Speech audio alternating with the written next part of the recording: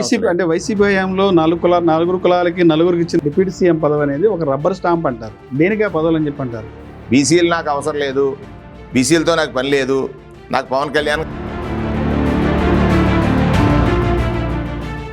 వైఎస్ఆర్సీపీ పార్టీనా గొడ్డల పార్టీయా?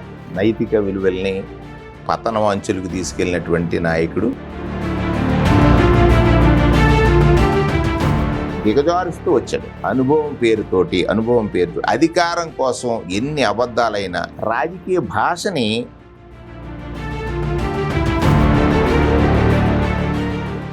గత 5 ఏళ్ళు పరిపాలన విధ్వంసం వైపు వెళ్ళింది. మనం ఇప్పుడు అభివృద్ధి వైపు వెళ్తామని పదే చెప్తారు చంద్రబాబు నాయుడు గారు కానీ, లోకేష్ గారు కానీ, పవన్ కళ్యాణ్ గారు. నిజంగా గత 5 ఏళ్ల పాటు అంత విధ్వంసం నడిచిందా? అప్పుల కుప్ప అంతా చంద్రబాబు నాయుడు నెత్తిన పెట్టారండి. వాస్తవం ఎంత అంటారు? మీరు మంత్రిగా పనిచేశారు. 5 ఏళ్లలో ఆయన 3,40,000 కోట్లు చేస్తే 2 ఏళ్లలో 3,70,000 కోట్లు చేశాడు.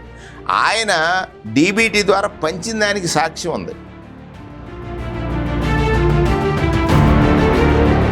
5 సంవత్సరాల్లో కరోనా ఉన్నా కూడా 3,40,000. అప్పటికే చంద్రబాబు నాయుడు గారు చేసిన అప్పులకి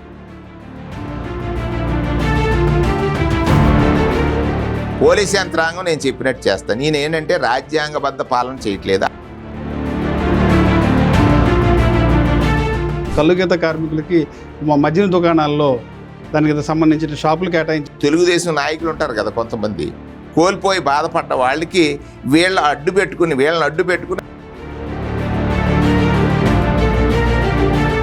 మొన్న ఒక మీటింగ్లో చెప్పారు, అభివృద్ధికి క్యాన్సర్ లాంటి వాళ్ళు వైసీపీ పార్టీ, జగన్మోహన్ రెడ్డి అంటారు. దాని మీద మీ స్పందన ఏంటి? ఏం చెప్తారు? ఒక కడప స్టీల్ ప్లాంట్ జిందాల్ గారు ఎవరిని చూసి పారిపోయారండి? ఈయనే కదా.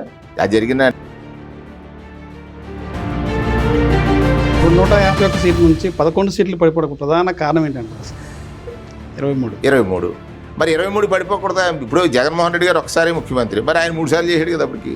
మరి ఆయన పడిపోయిన దాని గురించి ఎందుకు చర్చించడం? అంటే సార్, వైఎస్ఆర్సీపీ పార్టీ రేపు 29 ఎన్నికల్లో కనీసం సింగిల్ డిజిట్ పడిపోద్ది అనేది చెప్తారు. నిజంగా ఆ పరిస్థితి ఉంటుందా?